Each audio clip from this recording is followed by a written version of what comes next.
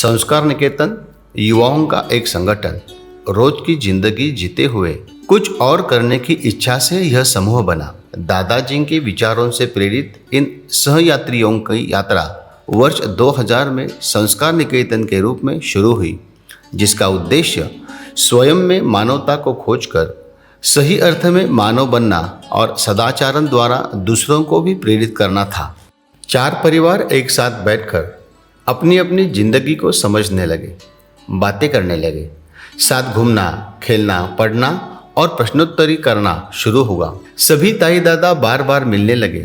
निरपेक्ष मिलने से सामाजिक गतिविधियां सहज होने लगी। दिन ब दिन मुलाकात का सिलसिला बढ़ता गया। अंततः एक साथ बैठने के स्थायी माध्यम के रूप में अभ्यास वर्ग की शुरुआत हुई। इसके द्वारा विद्यालय के मासूम बच्चों से सब जुड़े। पाठ्यक्रम के साथ साथ महान जीवनियों का अध्ययन, राष्ट्रीय त्योहारों और खेलों का आनंद लेना शुरू हुआ।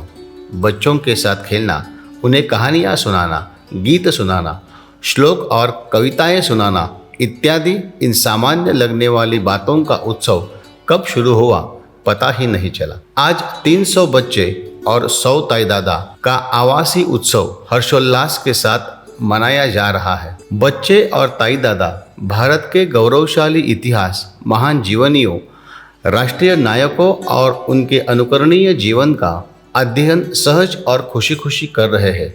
इसीलिए संस्कार संवर्धन उत्सव एक ऐसी कड़ी बना जो हजारों बच्चों को प्रेरणा देता है और उन्हें उनके परिवार से जोड़ती है।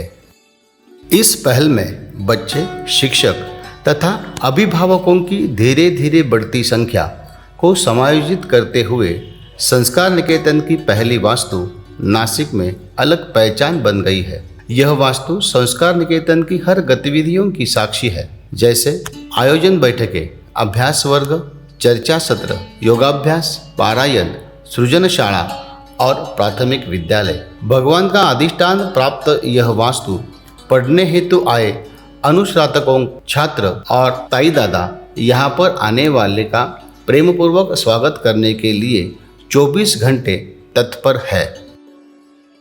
एक विचारशील व्यक्ति के रूप में उसे जीवन में सत्य और विवेक को कायम रखना चाहिए।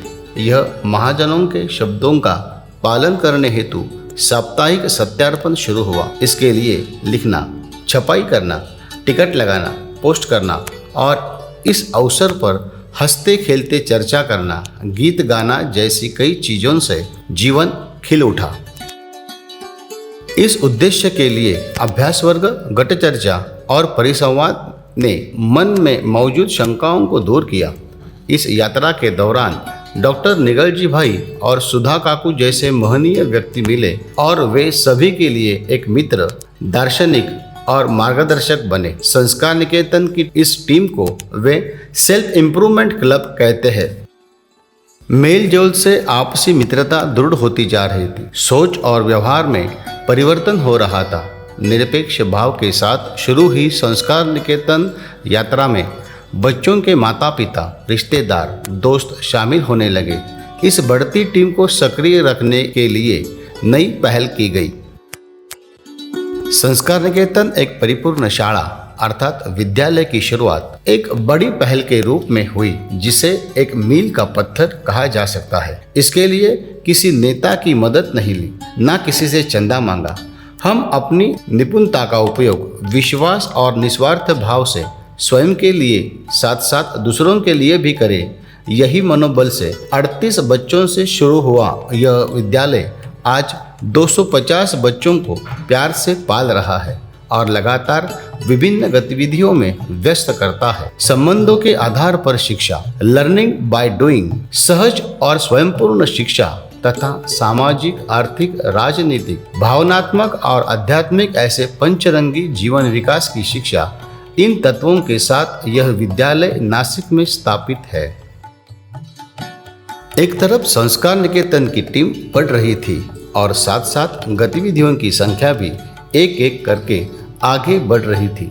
इस यज्ञीय शक्ति के आधार पर संस्कार निकेतन एक वैदिक पाठशाला यानी गुरुकुल का प्रारंभ किया गया। यह पाठशाला वेद, उपनिषद एवं श्रीमद् भगवत गीता के विचारों के अनुसार जीवन की शिक्षा प्रदान करता है। पाठशाला जो जीवन का पाठ पढ़ाती है, यह आवासीय गुरुकुल पूरे दिन छात्र और शिक्षकों के साथ रहने, एक साथ भोजन करने, एक साथ योगाभ्यास करने, एक साथ खेलने, एक साथ काम करने, एक दूसरे के साथ पढ़ने और रहने का आनंद ले रहा है। पाठशाला में गुजरात, तेलंगाना, मध्य प्रदेश, हरियाणा, राजस्थान, कर्नाटक और महाराष्ट्र के बच्चे भाईचारे की भावना अपनाकर वास्तव में राष्ट्रीयता को अपनाने की शिक्षा ले रहे हैं।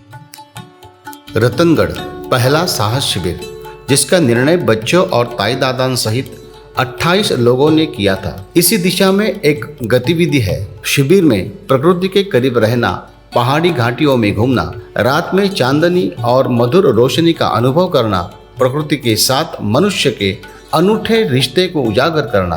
किले पर चढ़ाई करते समय यह हमें छत्रपति शिवराय की स्वाभिमानी इतिहास की भी याद दिलाता है। प्रकृति से संबंध और किलों पर शूरवीरों की कहानियां हर किसी के जान में जान फूंक देती है।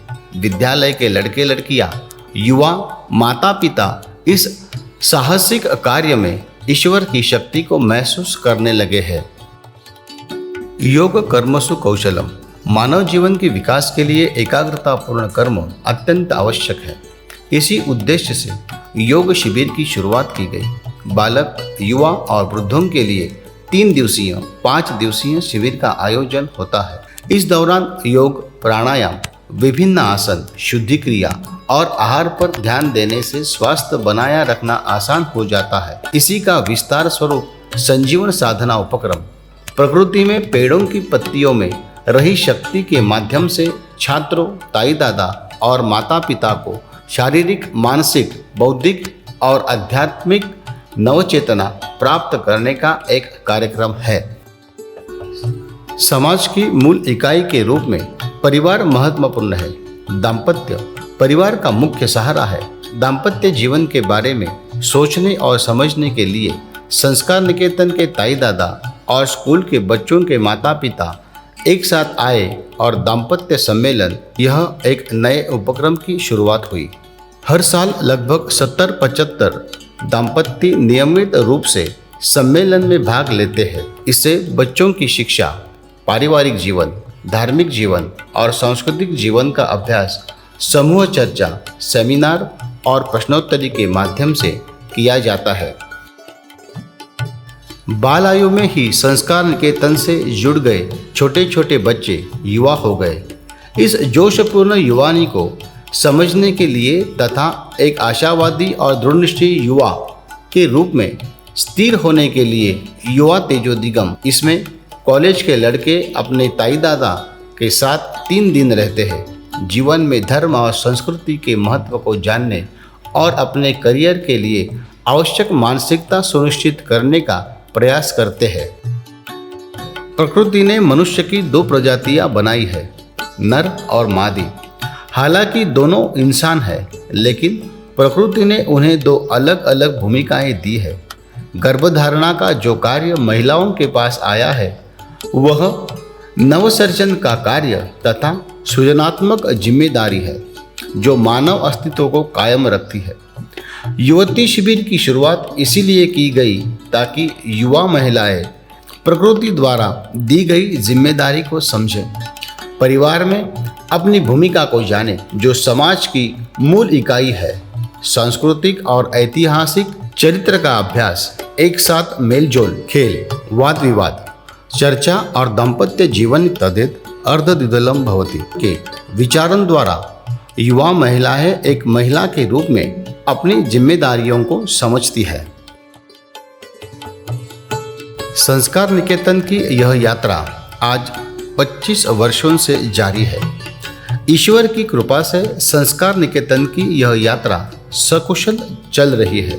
यहाँ आए विद्यार्थी, माता पिता, ताई दादा और बुजुर्ग सभी सहयात्री हैं। संस्कार निकेतन का यह प्रवास सुखद हो रहा है, क्योंकि भगवान ने सही साधन, योग्य साधक, होनहार बच्चे और आवश्यक बल दिया है। संस्कार निकेतन ईश्वर के प्रति कृतज्ञ है और सभी सहयोगियों का ऋणी है। धन्यवाद।